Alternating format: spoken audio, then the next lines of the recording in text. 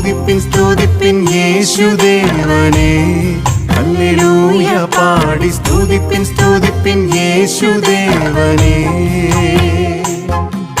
സ്തുതിപ്പിൻ ലോകത്തിൻ പാപത്തെ നീക്കുവാൻ അധിപനായി വന്ന ദൈവ കുഞ്ഞാടിനെ. സ്തുതിപ്പിൻ സ്തുതിപ്പിൻ സ്തുതിപ്പിൻ സ്തുതിപ്പിൻ യേശുദേവനെ, ഹല്ലേലൂയ പാടി സ്തുതിപ്പിൻ സ്തുതിപ്പിൻ യേശുദേവനെ.